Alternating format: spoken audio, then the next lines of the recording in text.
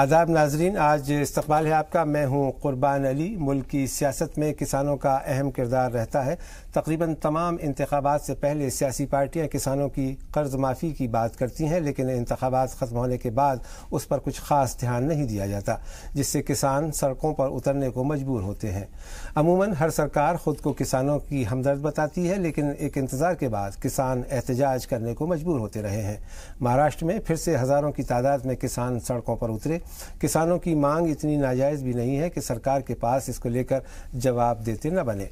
किसानों के वजूद से जुड़े अहम सवालों का जवाब सरकार को देना चाहिए और कोशिश करनी चाहिए कि उन्हें बार बार सड़क पर उतरने को मजबूर न होना पड़े। हालांकि आज महाराष्ट्र सरकार ने किसानों की कर्ज माफ़ी समेत सभी मांगे मानने का भरोसा दिलाया है। साथ ही 6 वजीरों की एक कमेटी बनाने का भी ऐलान किया है। लेकिन सवाल यह है कि क्या इन वायदों पर वफा होगी? ऐसे भरोसे तो कई बार सरकारों ने दिलाए और तोड़े। आज बात इसी मौजू पर इस पर बात करने के लिए हमारे साथ जुड़ेंगे बीजेपी के member parliament professor Chintamani Malviya. Studio में मौजूद हैं इकोनॉमिस्ट डॉक्टर शरद कोहली, किसान शक्ति संघ के सदर चौधरी पुष्पेंद्र सिंह, समाजवादी पार्टी के तर्जमान राजकुमार भाटी हमारे साथ होंगे, सीपीआई के तर्जमान अमीर हैदर जैदी हमारे साथ हैं। इसके अलावा फ़ोन पर हमारे साथ जुड़ेंगे ऑल इंडिया किसान सभा के जॉइंट सेक्रेटरी NK शुक्ला और Maharashtra cost and price commission के चेयरमैन पाशा पटेल। आप सभी का इस्तकबाल है। लेकिन प्रोग्राम शुरू करें, इस पर बातचीत शुरू करें। आइए देख लेते हैं एक रिपोर्ट।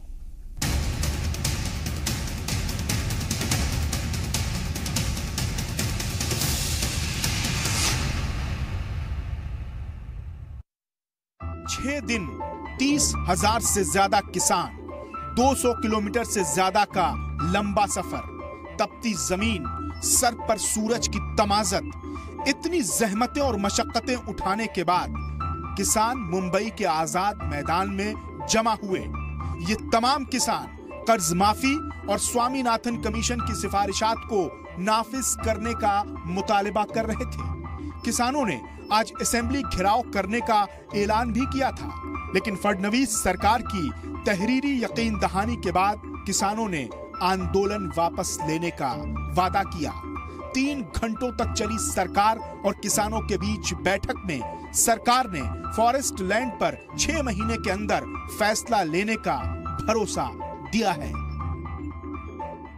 जो लॉन्ग मार्च मुंबई में आया था, उसमें आंदोलकों के साथ राज्य सरकार ने चर्चा की। जो उनकी मांगे थी, उनमें से करीब करीब सारी मांगे सरकार ने मंजूर की है। आंदोलन का दूसरा पड़ाव था जो सक्सेसफुली हमने पार किया है। बहुत सारी मांगे मान ली गई है, कालबद्ध कार्यक्रम तैयार किया गया है, इम्प्लीमेंटेशन के लिए समितियां गठित कर ली गई है। लिखित रूप से उन समितियों का और माने गई मांगों का पूरा विवरण लिख के लिया गया है। और इस तरह आंदोलन का यह दूसरा पड़ाव था। पहला पड़ाव फार्मर स्ट्राइक था, तो वो पहला पड़ाव होने हमें पहले पार किया। अभी लॉन्ग मार्च का पड़ाव होने पार किया है।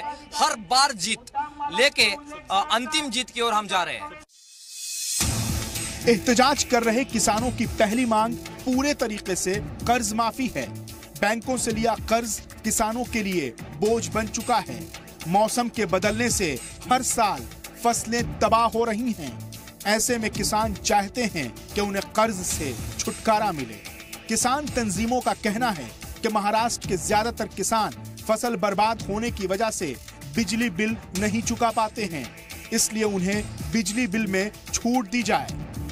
साथ ही फसलों के सही दाम न मिलने से भी वो नाराज हैं। सरकार ने हाल के बजट में भी किसानों को MSP का तोहफा दिया था, लेकिन कुछ तंजीमों का मानना है कि मरकजी सरकार की MSP की स्कीम महज दिखावा है। अपनी मांगों को लेकर सड़कों पर उतरे किसानों का इल्जाम है कि पिछले साल जून में 5 वजीरों के साथ बैठक हुई और महाराष्ट्र सरकार ने किसानों को 34,000 करोड़ के कर्ज माफी का भरोसा दिया था, लेकिन सरकार ने इस पर किसानों को सिर्फ बेवकूफ बनाया। सरकार ने मिनिमम सपोर्ट प्राइस को लेकर भी गुमराह किया और इसकी परिभाषा को ही बदल दिया। स्वामीनाथन कमीशन की रिपोर्ट के मुताबिक लागत पर 50% ज्यादा देने की बात कही गई थी। वजीर आजम नरेंद्र मोदी ने भी इंतखाबात के दौरान कहा था कि अगर वो हुकूमत में आए तो स्वामीनाथन कमीशन की सिफारिशात नाफिज करेंगे, लेकिन ऐसा नहीं हुआ। अब देखिए, ये अलमिया नहीं तो और क्या कहा जाएगा कि भारत किसानों का देश है, लेकिन सवाल यही कि अपने दयार में किसान क्यों परेशान है और खेतों की जगह सड़कों पर क्यों उतरा है। जिस खेत से दहका को मयस्सर नहीं रोजी, उस खेत के हर खोशे गंदुम को जला दो। सैयद अब्बास मेहदी, ब्यूरो रिपोर्ट, जी सलाम। किसानों की मुश्किलात, किसानों के मुतालबात पर बात करें आज के मुद्दे में। हम इसकी शुरुआत करेंगे। हमारे साथ हैं पाशा पटेल साहब, जो कि महाराष्ट्र में चेयरमैन हैं प्राइस कमीशन के। पाशा पटेल साहब, ये किसान महाराष्ट्र के पिछले कई माह से मुतालबा कर रहे हैं कि जो कर्ज माफ़ी हुई है वो सरकार ने जो ऐलान किया था उस पर अमल नहीं हो सका, उसको अमली जामा नहीं पहनाया जा सका। मजबूर होकर के उनको ये एक एहतजाज करना पड़ा, नासिक से लेकर के मुंबई तक एक बड़ा जुलूस निकालना पड़ा।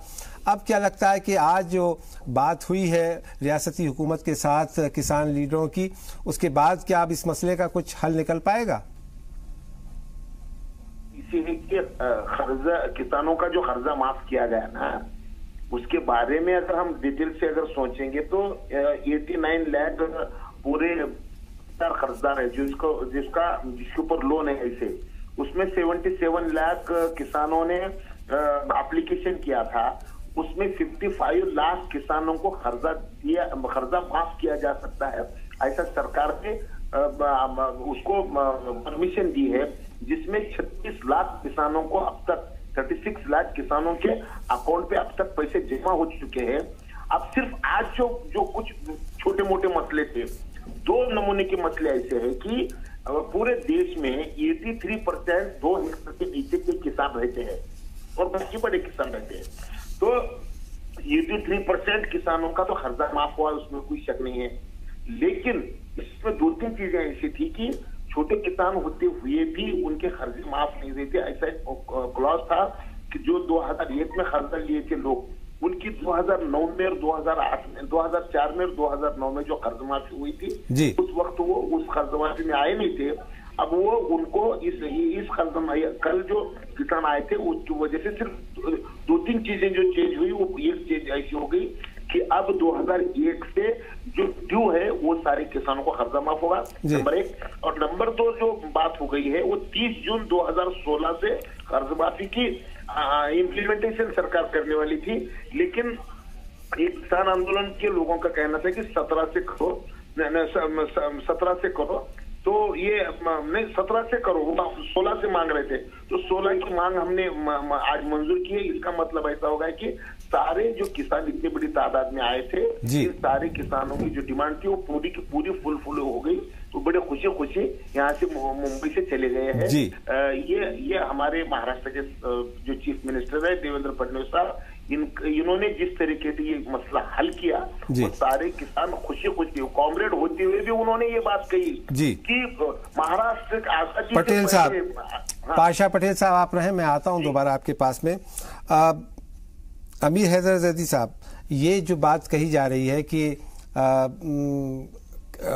मामला खत्म हो गया, पाशा पटेल साहब तो कह रहे हैं कि अब कुछ मसला ही बचा ही नहीं है, सारी चीज़ें हल कर दी, तो फिर अगर इतना आसान था तो इसके लिए ये इतना बड़ा एहतजाज, इतना बड़ा मुजाहरा किसानों को क्यों करना पड़ा? ये क्यों उन्हें इतनी ज़्यादा तकलीफ़ें झेलनी पड़ी? पिछले 5 दिन से वो नासिक से चल के मुंबई पहुंचे थे। कुर्बान भाई, आपका एक शेर है जिससे आपने शुरू किया, मैं उस आगे को बढ़ा देता हूँ। जो नक्श कहन तुमको नजर आए, कुर्बान ये ज़हूर का आता है जमाना, जो नक्श कहन तुमको नजर आए मिटा दो। और आपके उसमें एक चीज और है, क्या वायदे वफा होंगे? जी, किसानों की तहरीक जारी है। किसान सभा के किसी साथी ने अभी ये घोषणा नहीं की आंदोलन समाप्त हो गया है।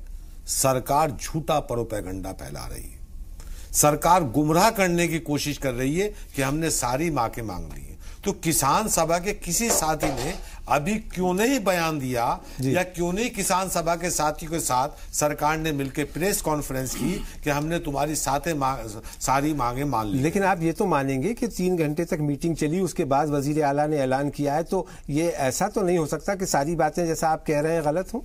नहीं, गलत मैं कब कह रहा हूं गलत हो सकती है? मैं तो एक प्रश्न चिन्ह लगा रहा हूं। मैं भी संपर्क में हूं किसान सभा के। जब भी कोई आंदोलन होता है कुर्बान भाई, आपको भी एक तजर्बा है, एक अच्छे रिपोर्टर है आप, कौमी तर्जुमान कहलाते हैं आप।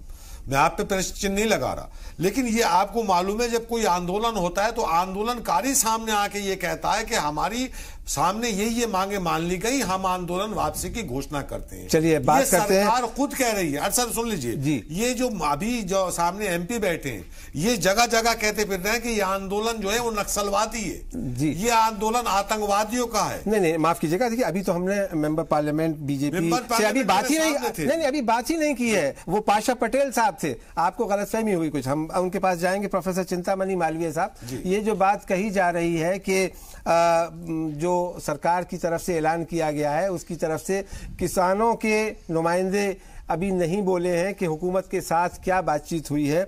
आप रूलिंग पार्टी के नुमाइंदे हैं, क्या कहेंगे कि ये मसला अब खत्म मान लिया जाए या कि अभी नहीं हुआ? क्या सूरत हाल है?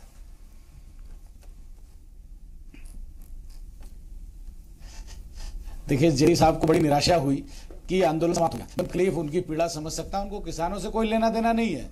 उनको इसमें रुचि है कि आंदोलन चलना चाहिए। उनको इसमें रुचि है कि ये और ज्यादा फैले, किसान और ज्यादा एहतजाज करें, किसान और ज्यादा परेशान, इनको इसमें रुचि है। तो ये जब समाप्त हो गया तो इसको मानने को ये तैयार नहीं है कि ये समाप्त हो गया। नहीं, मैं आपसे जानना चाहता हूँ, आपके पास क्या जानकारी है? बताता, मैं जानता हूँ कि जब जड़ें उखड़ जाती हैं। जी, देखिए, माननीय मंत्री जी ने स्वयं कहा है, मुख्यमंत्री जी ने कहा है, तो उसके बाद कोई अधिकृत चीज बचती नहीं है। और कुछ मुद्दों को छोड़ करके जो जमीन संबंधी है, बाकी पर एक समझौता हो गया है, तो बात पूरी हुई। लेकिन चूंकि इन्होंने बड़ी मेहनत, इनकी पार्टी ने बड़ी मेहनत की थी इस आंदोलन के लिए, इसलिए अब इनको बड़ी तकलीफ हो रही कि इतनी जल्दी समाप्त नहीं। लेकिन मैं इस पे क्यों नहीं मालवीय साहब पूरी हो जाएगी, ये इनकी तकलीफ होगी। आप किसान सभा के किसी साथी को कोई क्यों नहीं प्रेस कॉन्फ्रेंस करते किसी किसान नेता के साथ कि इनकी ये मांगे मान ली गई है, हमने हमारे सामने मांग लिए, हम उसका समर्थन करते हैं। आप मीडिया में आके क्यों गुमराह कर रहे हैं देश को? आंदोलन समाप्त हो गया, ऐसा है नहीं, हम जब तक आंदोलनकारी कोई नेता आके नहीं कहेगा कैसे मान लिया जाए? इल्जाम दर इल्जामात की बात है। हम चिंतामणि मालवीय साहब, मैं आपसे ये जानना चाहता हूँ, आपके अनुसार तो नहीं मालवीय साहब, उस पर बात मत कीजिए। मैं आपसे सिर्फ ये सवाल जानना चाहता हूँ कि ये इसने इतना टाइम क्यों लगा? किसानों को मजबूरन होकर के मुंबई आना पड़ा, बड़ी तादाद में लोग आए, आजाद मैदान पहुंचे, ये तो बात झूठ नहीं है ना, ये तो हकीकत है ना। तो अगर उनकी बात इससे पहले मान ली गई होती तो शायद उन्हें ये कदम ना उठाना पड़ता। आप ये तो कह रहे हैं कि कौन लोग आए, क्यों आए और क्यों अब वो खत्म हो गया, इस पर बात कर रहे हैं। लेकिन आप इस बात को भी तो मानिए कि हाँ, आपकी हुकूमत की तरफ से गलती हुई, किसानों के जो जायज मतालबात थे वो वक्त रहते हुए नहीं माने गए। देखिए, आप बहुत अनुभवी पत्रकार हैं और हमारे मित्र बैठे हैं, ये सब आंदोलन से ही निकल करके आए हैं। सब जानते हैं कि जब कोई आंदोलन शुरू होता है तो उसकी एक प्रक्रिया होती है, वो धीरे धीरे चलता है और जब वो पीक पर आता है तब कोई समझौता होता है, तब कोई बात होती है। अब ये कहना कि आपने शुरुआत में क्यों ना कर लिया, इसके पीछे तो और भी जा सकते हैं कि जब विचार हो रहा था, भूमिका बन रही थी आंदोलन की, तब आपने क्यों नहीं कर लिया, या और हो सकता था कि इसके पहले। तो ये काल्पनिक प्रश्न है, इसका कोई सवाल जवाब नहीं हो सकता। लेकिन यही है कि इसका अंत अच्छा हुआ, सरकार बहुत संवेदनशील है, किसानों के साथ खड़ी है और किसानों के मुद्दों से उसका सरोकार है। ठीक है, मैं आऊँगा आपके पास में। राजकुमार भाटी साहब, आप समाजवादी पार्टी के तर्जुमान हैं, आप क्या कहेंगे इस पूरे घटनाक्रम पे, जो पूरा ये सिलसिला हुआ, आंदोलन हुआ और अब खत्म होने की बात हो रही है? मैं समाजवादी पार्टी का प्रवक्ता भी हूँ और खुद एक किसान भी हूँ और मैंने किसानी में, खेती में ही जीवन अपना गुजारा है, बड़ा हुआ हूँ। तो मैं तो ये कहना चाहता हूँ, पहला प्रश्न तो ये है कि किसान को कर्ज माफी के लिए आंदोलन क्यों करना पड़े, लेकिन उससे भी महत्वपूर्ण प्रश्न ये है कि किसान को कर्जा क्यों लेना पड़ा जी। कुर्बान अली जी, किसान बड़ा स्वाभिमानी होता है, वो दो काम कतई नहीं करना चाहता अगर मजबूरी ना हो। एक तो वो कर्जा लेना नहीं चाहता, एक जमीन बेचना नहीं चाहता, ये दो काम वो मजबूरी में ही करता है। तो जो हमारी अब जो वर्तमान सरकार है, शासन में केंद्र में बैठे हैं प्रधानमंत्री नरेंद्र मोदी जी, 2014 में बहुत जोर शोर से भाषण देते थे और ये वादे करते थे और अभी भी लगातार दोहराते रहते हैं कि किसान की आय को दुगना करेंगे और किसान को उसकी लागत का 1.5 गुना मूल्य देंगे उसकी उपज का। तो ये दोनों काम अगर पूरे हो जाएं तो किसान को कर्जा लेने की जरूरत नहीं पड़ेगी।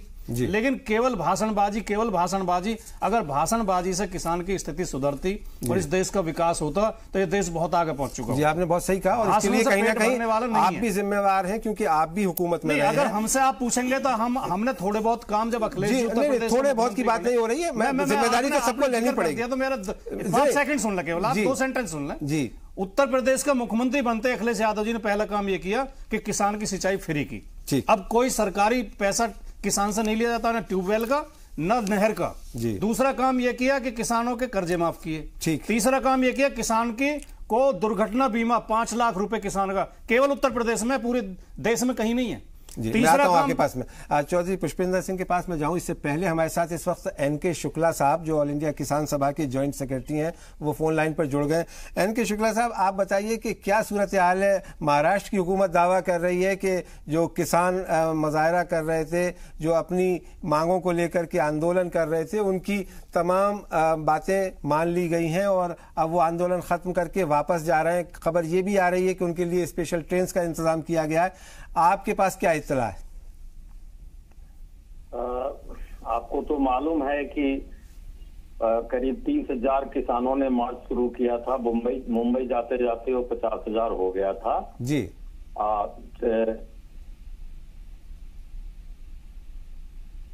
एनके शुक्ला साहब से शायद हमारा राब्ता टूट गया है, हम उनके पास दोबारा जाने की कोशिश करेंगे। पुष्पेंद्र जी, कहा यह जाता है, मेरे पास जो कुछ आदाद शुमार हैं वो ये बताते हैं कि मुल्क भर में तकरीबन 9 करोड़ किसान ख़ानदान हैं, जिनमें से 6.3 करोड़ किसान ख़ानदान जो हैं वो कर्ज़ में डूबे हुए हैं और जिसकी वजह से 1995 से लेकर के अब तक तकरीबन 23 साल हो गए इस बात को। उसमें मुल्क गिर पैमाने पर 4 लाख किसान खुदकुशी कर चुके हैं। तकरीबन 76,000 किसानों ने सिर्फ महाराष्ट्र में खुदकुशी की है। क्या कहेंगे आप कि ये जो इस वक्त सूरत हाल है किसानों की, वो उसके लिए जिम्मेदार आप किसे मानते हैं? देखिए, आपने बिल्कुल ठीक कहा। लगभग 4 लाख से ज्यादा किसान खुदकुशी कर चुका है इस देश में। पिछले 20-25 सालों का आंकड़ा है जी, एनसीआरबी का। इसके पीछे मूल कारण ये है कि खेती किसानी जो है वो लाभ का सौदा नहीं बचा है। कारण जो सरकारें हैं वो जो महंगाई दर को कंट्रोल में रखने के लिए खाद्य महंगाई दर, जिसका वेटेज लगभग महंगाई दर में 46% है, उसको कम रखने के लिए समय समय पर जो एमएसपी बढ़ानी चाहिए उस एमएसपी को बढ़ाने का काम नहीं किया है। अब जब इनकी सरकार, मैं कांग्रेस से ही शुरुआत करूंगा, स्वामीनाथन आयोग की रिपोर्ट उन्होंने जो है तैयार करवाई, लेकिन 5-6 साल तक उन्होंने भी उसका ठंडे बस्ते में डालने का काम किया। उसके बाद इनकी जब सरकार आने वाली थी, उससे पहले इन्होंने लिखित में, भाजपा वालों ने अपने लिखित में वायदा किया कि हमारी सरकार यदि बनेगी तो हम फसलों की लागत का 1.5 गुना मूल्य, जिस प्रकार स्वामीनाथन आयोग में कहा गया है, उस प्रकार से देने का काम करेंगे। लेकिन 4 रबी की फसल और 4 खरीफ की फसल बीत जाने के बाद अब इस बजट में जेटली साहब ये घोषणा करते हैं कि साहब आने वाली जो फसल है खरीफ की, यानी जो अभी बोई भी नहीं गई है, जो कटेगी अक्टूबर-नवंबर में, और जिस वक्त तक लगभग सारा कार्यकाल जा चुका होगा, उस वक्त हम जो है इसको लागू करने जा रहे हैं। उसमें भी इन्होंने होशियारी ये दिखाई कि स्वामीनाथन आयोग के अनुसार C2 कॉस्ट, जो कॉम्प्रहेंसिव कॉस्ट होती है जी, कृषि लागत मूल्य आयोग के अनुसार, उसके ऊपर 1.5 गुना देने की बात स्वामीनाथन आयोग में कही गई थी। ये कह रहे हैं कि नहीं, हम A2+FL, उसमें कॉम्प्रहेंसिव कॉस्ट नहीं होती है, उसमें जो जमीन का रेंट है और जो उसका ब्याज दर है उसको काउंट नहीं किया जाता है, उस पर देंगे। तो उसमें भी होशियारी करने की कोशिश कर रहे हैं, जबकि A2+FL के ऊपर 50% पहले से ही काफी फसलों में है। जब वो था तो आपको वायदा करने की क्या आवश्यकता थी? जी, इसका जवाब हम लेंगे BJP MP professor Chintamani Malviya से, लेकिन ब्रेक पे जाऊं उससे पहले बहुत मुख्तसर तौर पे डॉक्टर शरद कोहली साहब, मैं आपसे, क्योंकि आप माहिर इक्तिसादियात हैं, इकोनॉमिस्ट हैं। ये जो सिलसिला है, ये कहा जा रहा है, पी साईनाथ एक मशहूर सहाफ़ी हैं जिन्होंने किसानों पे और उनकी जो प्रॉब्लम्स हैं उन पर बहुत सारी चीज़ें, आर्टिकल्स लिखे हैं, किताबें लिखी हैं। उनका कहना ये कि महज कर्ज माफ़ी किसानों की जो मुश्किलात हैं, जो प्रॉब्लम्स हैं, उसका हल नहीं। क्या कहेंगे आप? जी हाँ, बिल्कुल, मैं इससे बिल्कुल सहमत हूं कि सिर्फ कर्ज माफी एक सलूशन नहीं है। किसानों का, मैं भाटी साहब ने जो बात कही कि किसान कर्ज लेने पे मजबूर कब होता है, कब उसके मन में यह आता है कि मैं कर्ज लूं, जरूर वो ऐसे हालात पैदा हो जाते हैं जिसमें कि उसको और कुछ सूझता नहीं है सिवाय कर्ज लेने के अलावा। तो देखिए, हमारी जो कृषि, हमारा सारा क्षेत्र है, उसमें बहुत सारी कमियां हैं। उसमें लैंड रिफॉर्म्स की जरूरत है, उसमें फर्टिलाइजर्स की जी अवेलेबिलिटी है उसकी जरूरत है, बीज की अवेलेबिलिटी की जरूरत है, उसमें जो बुनियादी ढांचा है जिसके अंदर कृषि क्षेत्र काम करता है, जिसमें चाहे कोल्ड स्टोरेज है, वेयर हाउस है और जो मंडियां हैं जिसमें बिकता है। देखिए, अभी बात आई मिनिमम सपोर्ट प्राइस की, आपने बात करी, तो मिनिमम सपोर्ट प्राइस उन्होंने कहा, पुष्पेंद्र जी ने बिल्कुल ठीक कहा कि वो बढ़ाने के डर से, महंगाई बढ़ने के डर से, परंतु जो बिचौलिए हैं, जो बीच के लोग हैं, जो दलाल हैं बीच में, और जो काला बाजारी करने वाले जो अपने यहां होल्ड करके रखते हैं, उन लोगों की वजह से कीमतें बढ़ती हैं। लगता ऐसा है जैसे किसान महंगा बेच रहा है, किसान तो उस दर तक पहुंच ही नहीं पाता है, उससे पहले ही बीच में वो दर बढ़ जाती है और वो महंगाई का रूप ले लेती है। तो मेरे हिसाब से ये खाली कर्ज का मुद्दा नहीं है, ये पूरी तरह से एक बुनियादी ढांचा जो कृषि क्षेत्र का है, उसको टोटलिटेरियन, अंग्रेजी में बोलते हैं, एक टोटलिटेरियन अप्रोच के साथ देखना पड़ेगा, तब जाके आप इस समस्या का समाधान कर सकते हैं। लगता नहीं कोई सुधार होगा। टेम्परेरली आप 34,000 करोड़ का कर्ज माफ कर दीजिए, और ये 34,000 करोड़ में दिन में बात कर रहा था, ये जो अभी घोटालों में पैसे लेके बैंकों से भागे हैं, ये करीब करीब उतना अमाउंट जुड़ता है। तो अगर वो घोटाले ना होते तो ये किसान शायद आज ये मार्च यहां नहीं करते, वो पैसा इनको दिया जा सकता था, वगैरह वगैरह। तो इसका कोई अंत नहीं है। मतलब यह है कि बुनियादी ढांचे को पूरी तरह से नहीं सुधारा जाएगा तो किसानों की सूरत हाल वही रहने वाली है। आज का मुद्दा जारी है, हम इस पर बात करेंगे, किसानों के दरपेश जो मसाइल हैं उनके बारे में और बात करेंगे, और जानना चाहेंगे अपने मेहमानों से कि आखिर इस मसले का हल क्या है। लेकिन फिलहाल एक छोटा सा वक्फा।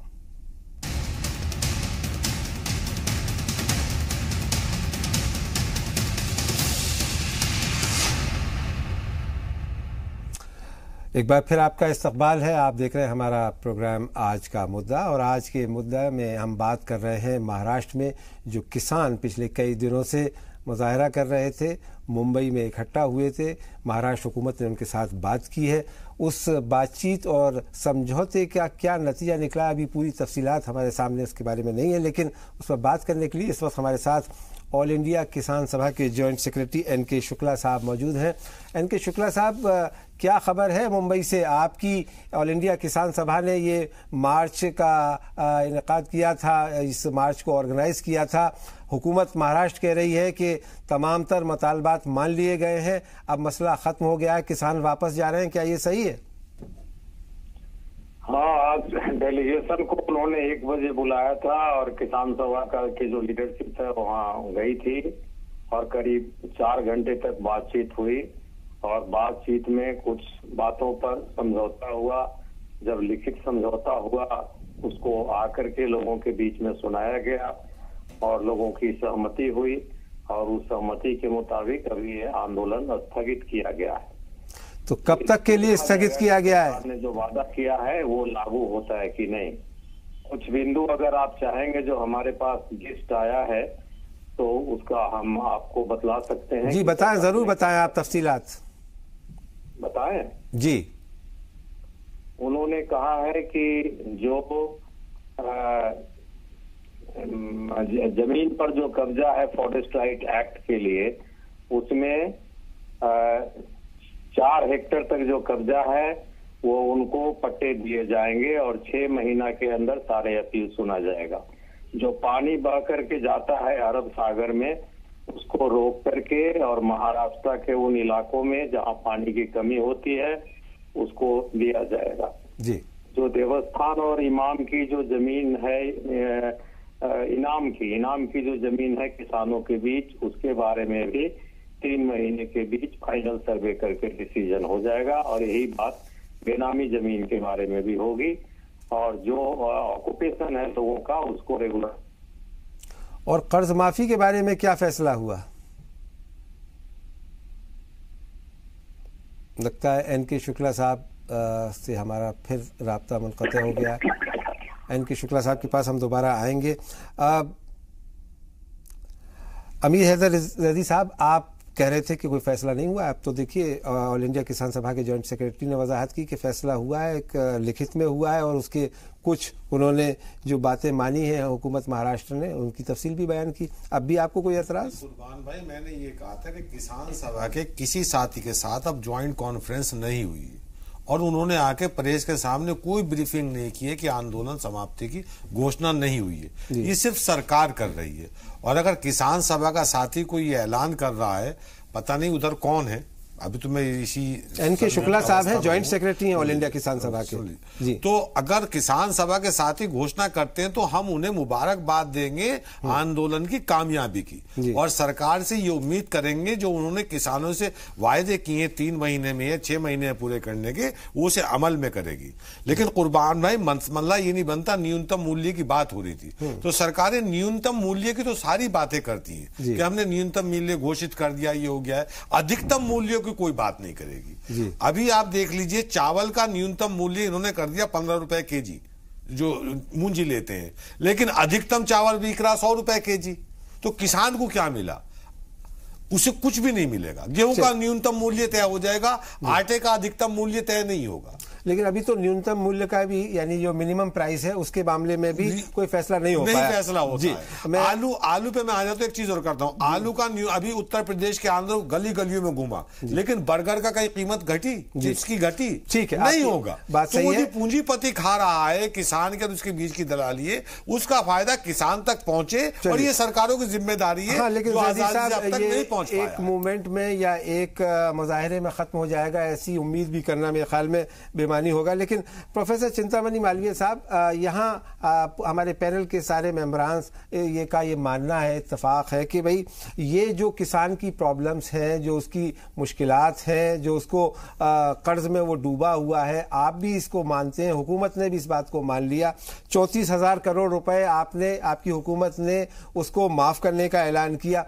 लेकिन क्या फिर हर बात के लिए किसान को सड़क पे आना पड़ेगा, तभी आप उसकी बात सुनेंगे? और उसके लिए जो आपने ऐलान किया है, अभी तक मैकेनिज्म जो था वो नहीं हो पाया कि 2016 से माफ करेंगे कि 2017 से करेंगे। तो आखिर आप किसान का कितना इम्तिहान लेना चाहते हैं? देखिए, मैं 2-3 बातें करना चाहूंगा। चूंकि मैं पार्टी से अकेला हूं, इसलिए सबसे पहले मैं जदी साहब पे आऊंगा। मैं इनसे आग्रह करता हूं कि ये जो मांग कर रहे हैं कि इतना होना चाहिए अधिकतम प्राइस, केरल में जाके बात करें और केरल के सरकार के सामने प्रोटेस्ट करें। एक अवसर आपके यहाँ है, आप जाइए और उदाहरण दीजिए कि कम्युनिस्ट पार्टी केवल इस तरह के आप इल्जाम लगा रहे हैं, इल्जाम दर इल्जाम की बात। मैं आपसे सीधा सवाल कर रहा हूं, उसका आप जवाब दें। दूसरा जी मैं आपके नहीं, मुझे कहना पड़ेगा, मैं कोहली साहब से सहमत हूं कि ये बहुत कॉम्प्रिहेंसिव मुद्दा है। ये केवल एक एमएसपी या यूएसपी से उससे हल नहीं होना। हमको हर चीज पर विचार करना पड़ेगा। क्या हम सिंचाई दे पा रहे हैं? क्या हम सस्ती बिजली दे पा रहे हैं? क्या हम अच्छे बीज दे पा रहे हैं? क्या हम उसको मार्केट दे पा रहे हैं? और क्या हम उसको कम दरों पर ऋण दे पा रहे हैं? और कम मिनिमम सपोर्ट प्राइस भी जो मांगी गई है वो दे पा रहे हैं? मैं चौधरी साहब जहां बैठे हैं, बहुत अच्छे लीडर हैं, बड़े जानकार हैं, लेकिन मैं ये कहना चाहूंगा कि दिया उसका तो धन्यवाद करिए कि भाई आपको 50% लागत से 50% ज्यादा इस बार बजट में हमने दिया। ठीक है कि 4 सालों में नहीं दिया, अब कोई योजना बनी, कोई मैकेनिज्म बनी, नहीं है, अभी घोषणा हुई है, खाली इस तरह की बनी, देने का काम किया, अब बजट में आ गया तो उसके लिए धन्यवाद कीजिए। दूसरा बजट में हुआ है, ये घोषणा नहीं है, बजट है। घोषणा जो है कोहली साहब का, मुझे बिल्कुल बात एकदम समझ में आई है कि जब तक आप कॉम्प्रिहेंसिव नहीं समझेंगे इस विषय को, क्योंकि हमको अगर किसानों का हित करना है तो चारों तरफ, आप देखिए कि लंबे समय से दुर्लक्षित रहा किसान।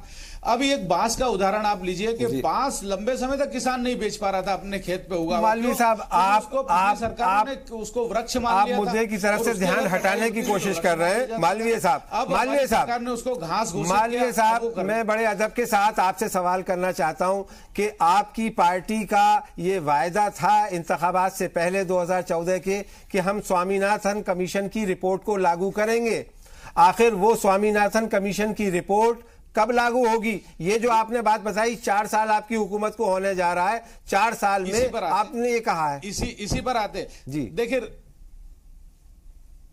रिपोर्ट के पर्टिकुलर में जाइए। कुर्बान अली साहब आपने बहुत अच्छी बात की, उसके अंदर जाइए। देखिए स्वामीनाथन साहब ने कहा कि कोई मैकेनिज्म बनाओ कि जो कौन सी खेती पे कौन सी जमीन पे क्या हो सकता है, क्या उत्पादन होना चाहिए। माननीय प्रधानमंत्री ने आज से 3 साल पहले जो सॉइल टेस्टिंग का बनाया कि भाई सारी आज 10 करोड़ जो है करीब खेत है उनका सॉइल टेस्टिंग हो चुका है। तो ये स्वामीनाथन रिपोर्ट का हिस्सा है। स्वामीनाथन ने कहा कि भैया सिंचाई की व्यवस्था करो, तो इसी बार 40,000 करोड़ का हमने एक मरफेड के माध्यम से बनाया और नेफेड के माध्यम से 40,000 करोड़, और उसको सिंचाई बड़ी परियोजनाएं हाथ में ली, 5 लाख कुएं खोदने का काम किया। तो क्या ये सिंचाई बढ़ाने का? फिर दूसरा 22,000 जो छोटे मार्केट हैं, छोटे मार्केट जो गांव के मार्केट हो सकते हैं, उनको विकसित करने का काम किया। किसान इंटरनेशनली और नेशनली खबरें ले सके इसलिए 5 लाख वाईफाई सेंटर लगाने का काम किया गांव में। ये गांव में लग रहे हैं 5 लाख वाईफाई सेंटर। तो इस तरह के प्रयास जो है। अच्छा, दूसरा ब्याज, स्वामीनाथन कमेटी ने कहा कि ब्याज 4% से ज्यादा नहीं होना चाहिए। तो आज आपने पहले 9% ब्याज था, इस साल से 4% कर दिया सरकार ने। तो लगभग स्वामीनाथन आयोग की हर मांग को जो किसानों को सीधे इफेक्ट करती है सरकार ने पूरा करने का काम किया। लेकिन असंतोष भड़काना, ये गलत बयानी है कि स्वामीनाथन कमीशन की रिपोर्ट को आपने लागू किया। मैं इस पे चौधरी पुष्पेंद्र सिंह आपको बताएंगे कि स्वामीनाथन कमीशन की रिपोर्ट पर कितना अमल हुआ, बताइए। आपको स्वामीनाथन आयोग में C2 कॉस्ट जो होती है, और आज भी बयान छपा है जो है स्वामीनाथन साहब का कि C2 कॉस्ट के ऊपर 50% प्रॉफिट देने की बात थी कम से कम, वो आपने नहीं लागू की है। आपने A2+FL जो उससे कम कॉस्ट होती है, यानी कागजों में लागत को आप कम दिखा के फिर उसे 1.5 गुना करने का प्रपंच करेंगे, तो ये बात आपकी बिल्कुल गलत है। और आप ये कह रहे हैं हमने ये कर दिया, हमने वो कर दिया। मैं ये कह रहा हूं कि शादी जब होती है जो है, अगर आप बैंड बाजा बारात दावत बहुत बढ़िया है लेकिन दुल्हन का कोई पता नहीं है, तो वो शादी नहीं मानी जाती है। मेन मांग थी 1.5 गुना लागत का मिलना, और वो पहले दिन से मिलना चाहिए था। वो 5 साल बाद देने का जो आप काम कर रहे हैं वो बहुत ही गलत है, और इसकी वजह से लगभग 6 लाख करोड़ का नुकसान पिछले 4-5 सालों में किसानों का हुआ है। जी, जैदी साहब कुछ कहना चाह रहे थे। जी सर, ये हमारे ऊपर ये इल्जाम लगा रहे हैं, हमें अगर काम किए तो अभी 37 साल हम बंगाल में रहे, कुछ किया होगा तब रहे, 25 साल त्रिपुरा में रहे। हमारा भूमि सुधार कार्यक्रम वहां इतना बड़ा है, अगर सारे सरकार इसे लागू करे तो किसान खुश हो जाएंगे। भूमि सुधार की मांग लेके आए थे। आप बंबू की बात करते हैं, कम से कम पॉपुलर का रेट दिलवा दीजिए, सफेदे का रेट दिलवा दीजिए, वो आप नहीं दिलवाए जा रहे हैं। सवाल बात ये हो रही है कि स्वामीनाथन कमीशन की रिपोर्ट लागू हो पाई या नहीं। मालवीय साहब ये दावा कर रहे हैं कि साहब हमने बहुत सारे उन मुतालबात को कमेटी के मान लिया है, कमीशन के, स्वामीनाथन कमीशन के, लेकिन आप लोग ये कहते हैं कि नहीं, अगर उन पर अमल हो गया होता तो शायद आज ये महाराष्ट्र के किसान सड़कों पर ना होते। कुर्बान भाई, ऑल इंडिया किसान सभा के जनरल सेक्रेटरी का बयान आ जाएगा तो मैं इनकी बात पे यकीन कर लूंगा। ठीक है, ऑल इंडिया जनरल सेक्रेटरी का बयान अभी तक नहीं आया, ना अध्यक्ष का बयान आया, और ये सिर्फ अफवाह के बिना पे कुछ कह रहे हैं। जो किसानों की वो मांग है, जो जंगल के ऊपर कहना चाहिए उसे अधिकरण करके उनसे छीन के उद्योगपतियों को छीन के देने की बात कर रहे हैं, हमारा उस पर बिल्कुल एहतजाज रहेगा। जो किसान जो आत्महत्या कर रहे हैं, जो खुदकुशी करते हैं, मुझे एक शेर याद आता है कि अजीब सा रंग समेटे है ये बेमौसम की बारिश खुद में, अजीब सा रंग समेटे है ये बेमौसम की बारिश खुद में, कोई अमीर पकौड़े खाने की सोच रहा है और गरीब जहर। तो ये जो गरीबों का सुसाइड कर रहा, देखिए खुदकुशी एक ऐसी चीज है जब आपके जहन में कुछ ऐसा सवार हो जाता है कि आपको कोई रास्ता नहीं सूझता है, तो बिल्कुल, तो जान देने का मतलब है कि बहुत ज्यादा डिस्ट्रेस, जिसको हम अंग्रेजी में कहते हैं, वो डिस्ट्रेस में किसान है। देखिए कुल 18% इंडिया की जीडीपी में किसानों का योगदान है, मतलब जो एग्रीकल्चर क्षेत्र है 18% उसका योगदान है, और 70% आवाम इसमें लगा हुआ है। तो ये बहुत बड़ी एक इम्बैलेंस है, विडंबना उसको हिंदी में कहते हैं, कि इतनी छोटी कंट्रीब्यूशन के लिए इतने।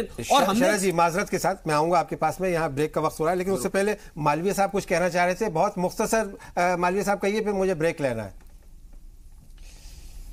बिल्कुल मुख्तसर कहूंगा, बहुत शेर सुना रहे हैं जेदी साहब। मैं उनसे कहना चाहूंगा कि हमारे पांव के नीचे, इन्हीं के लिए शेर है ये, कि हमारे पांव के नीचे कोई जमीन नहीं और कमाल, तुम्हारे पांव के नीचे कोई जमीन नहीं और कमाल ये है कि फिर भी तुम्हें यकीन नहीं। चलिए, खाक नशीनों उठ बैठो, वो वक्त करीब आ पहुंचा है जब तख्त गिराए जाएंगे और ताज उछाले जाएंगे। शायरी का ये मौका नहीं है। यहाँ हम बात कर रहे हैं एक बहुत ही सीरियस सब्जेक्ट पर, किसानों के मामले पर, कि जो खुदकुशी कर रहे हैं और जो पिछले 23 साल के आदाद शुमार हमें बताते हैं कि 4 लाख से ज्यादा किसान, किसी मुल्क की आबादी भी इतनी नहीं हुआ होती है, वो खुदकुशी कर चुके हैं। ये वाकई बहुत अफसोस का मकाम है। इस पर हम अपनी ये बातचीत जारी रखेंगे आज का मुद्दा में, लेकिन यहाँ एक छोटा सा वक्फा।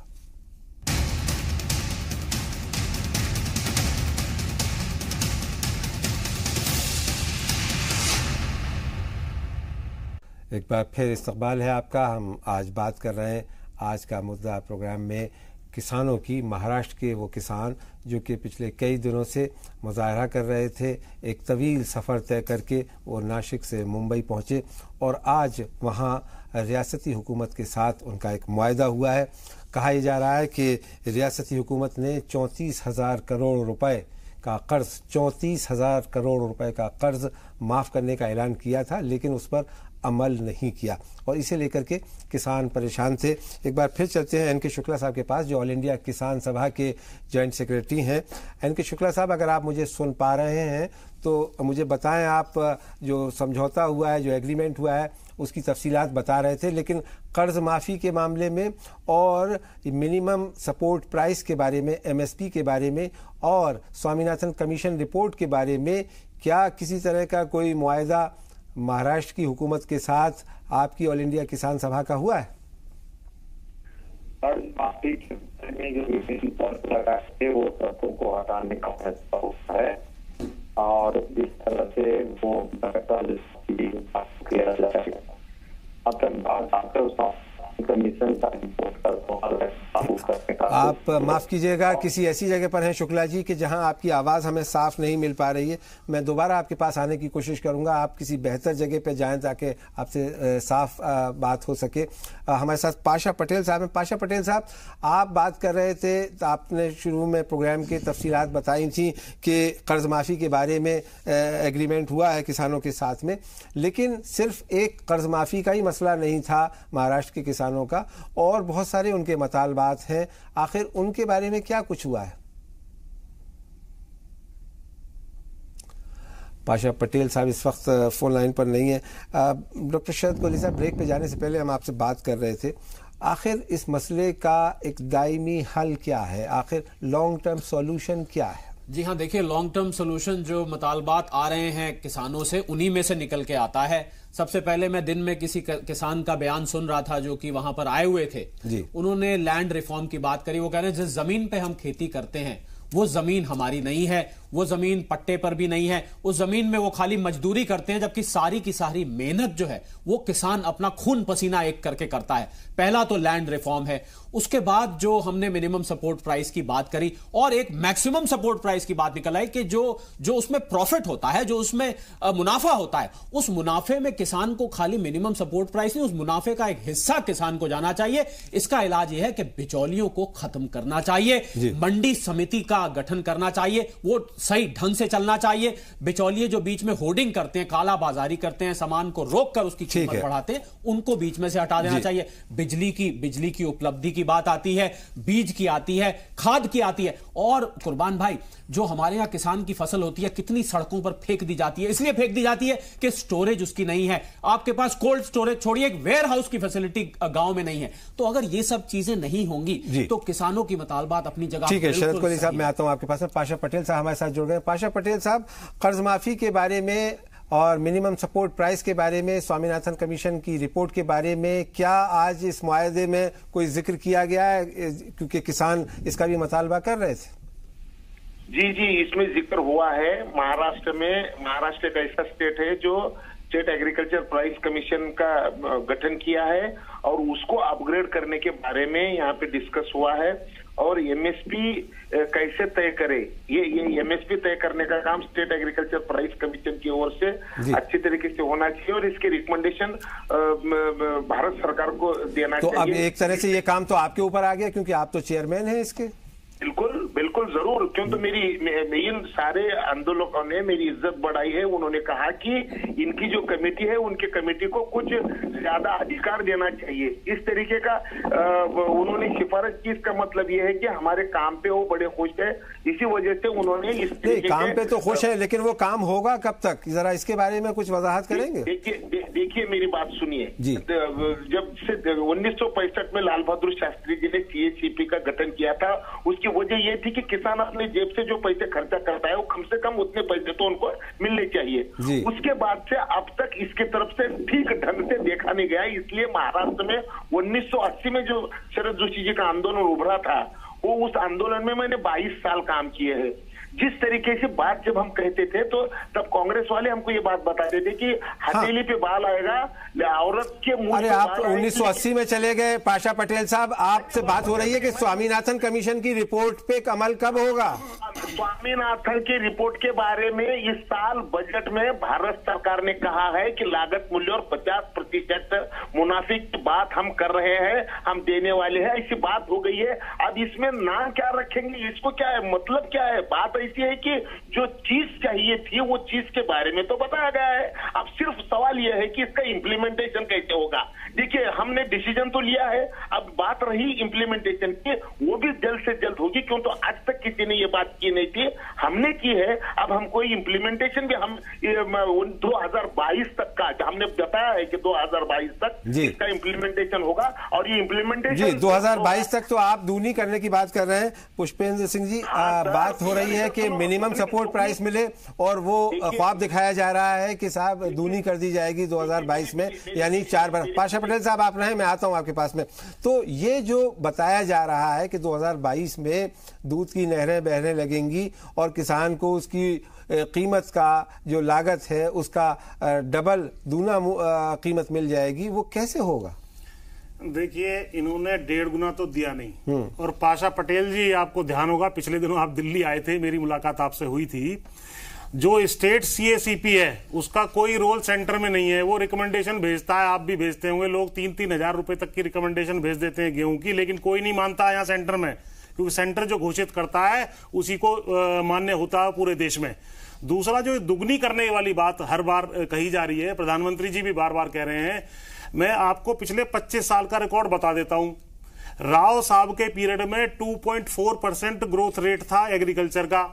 उसके बाद जो है जो वाजपेयी साहब का पीरियड है उसमें 2.9% हुआ, और यूपीए के 10 साल में वो 3.7% था, और इनके 4 साल के कार्यकाल में मात्र 1.9% है। और यदि आपको 100 रुपए को 200 रुपए दुगना करना है, मेरे बगल में कोहली साहब बैठे हैं, तो लगभग 15% की ग्रोथ रेट 5 साल के अंदर करना है तो चाहिए। तो आप जब लास्ट ईयर आपका बच रहा है, आप 2022 की बात कर रहे हैं, आप केवल अपने कार्यकाल 2019 तक आपका समाप्त है, उसकी बात करें। मालवीय साहब से इसका जवाब लेते हैं, वो उंगली भी उठा रहे हैं। मालवीय साहब, जो पुष्पेंद्र सिंह साहब ने बात कही है बहुत मुनासिब बात है, बहुत जायज बात है। आखिर वो कौन सा आपके पास अलादीन का चिराग है जिससे आप किसान की दुगनी कीमत देने वाले हैं। देखिए, माननीय प्रधानमंत्री ने किसान संपदा योजना शुरू की, 6,000 करोड़ रुपया इसी बार डाला है ताकि फूड प्रोसेसिंग गांव में हो सके और हमारा किसान उसको प्रोसेसिंग करके, जो बात कोहली साहब बोल रहे थे कि भाई उसको वैल्यू एडेड कैसे मिलेगा, जब तक वैल्यू एडेड नहीं मिलेगा वो किसान अपने गांव में अपने क्षेत्र में उसका फूड प्रोसेसिंग ना करे। इसके लिए इसी बार 6,000 करोड़ रुपया दिया, क्योंकि हमको उस ओर जाना पड़ेगा, हमको किसान को व्यवसायी बनाना पड़ेगा। दूसरा, मैं अपने चौधरी साहब के विषय में जरूर कहना चाहूंगा, वो जो आंकड़े दे रहे हैं वो ठीक कर लें। देखिए 2013 में 1.5 थी ग्रोथ रेट, 2014 में 5, 13 में 5.6, 12 में 1.5, 13 में 5.6 और 14 में 0.2 और 15 में 0.7 और 16 में 4.9 थी। अब जरूर घट गई है, मैं आपकी बात से इत्तेफाक रखता हूं कि अब घट गई है, 2.2 हो रही है। लेकिन अब इस बात का भी धन्यवाद हमें दो कि हमारी सरकार में 4.9 भी ग्रोथ रेट थी, तो आप उसको तो स्वीकार कीजिए। देखिए ये बात ठीक है कि सरकार है तो सारे दोष हमारे हो गए, लेकिन जो अच्छे काम है, क्योंकि आप किसान नेता है, पॉलिटिशियन नहीं है, और इसलिए आप अगर लेकिन माननीय जी बात किसान नेता की नहीं है, ये पुष्पेंद्र जी के सेटिस्फेक्शन की बात नहीं है। बात यह है कि क्या आप संतुष्ट हैं कि देश में जो किसानों के हालात हैं, जो उनकी सूरत हाल है, उस पर आप खुश हो सकते हैं, मुतमईन हो सकते हैं? देखिए मैं बिल्कुल मुतमईन नहीं हूं। किसान हमारा बहुत पीड़ित है, जैसा कि अभी कोहली साहब बता रहे थे कि भाई इतनी हमारी 60% आबादी कृषि में लगी है और उसका जो रेट, जो जीडीपी है वो केवल 18% है। तो हमको उसकी आबादी को वहां से निकाल करके हमको उद्योग में लगाना पड़ेगा और कृषि आधारित उद्योग में लगाना पड़ेगा। सरकार इस ओर प्रयास कर रही है, सुनियोजित प्रयास कर रही है। तो क्योंकि हम अगर कहेंगे कि सब खेती करें और केवल कर्ज माफ कराते रहे तो काम नहीं चलेगा, क्योंकि हमारी जोत छोटी होती जा रही है, हमारा जो होल्डिंग है वो बहुत छोटा होता जा रहा है, हमको उस पर विचार करना पड़ेगा। इसीलिए इस बार सरकार ने तय किया कि जिसके पास भूमि नहीं है वो भी किसान क्रेडिट कार्ड बना सकता है, जिसके पास पशुपालन ठीक है मालवीय जी, क्रेडिट कार्ड बना सकता है। बहुत शुक्रिया आपका। बात आ रही है कि भाई पट्टे की जमीन है जी, यहाँ मेरे पास वक्त की कमी है, हमें ये बहस यहाँ खत्म करनी होगी, लेकिन यकीनन मुल्क का आवाम और खास करके किसान आपसे ये उम्मीद जरूर करता है कि 4 साल पहले आपने उससे जो वायदे किए थे आप उसे पूरा करें। अब इंतखाबात में भी, आइंदा इंतखाबात में भी 1 साल से ज्यादा का वक्त नहीं रह गया और उन इंतखाबात में अवाम और किसान आपसे यकीनन इस बात का हिसाब मांगेंगे कि आपने जो उनसे वायदे किए थे वो किस हद तक पूरा किए। आज हमने किसानों की बात की, महाराष्ट्र के किसानों का जो आंदोलन था, जो एजिटेशन था, जिसके लिए वो लेकर वो मुजाहरा कर रहे थे, उम्मीद ये की जा रही है कि वो अब ख़त्म हो जाएगा और एक रास्ता हमवार होगा जिससे किसानों के हालात बेहतर होंगे। आज का मुद्दा में मेरे साथ सिर्फ इतना ही। आदाब।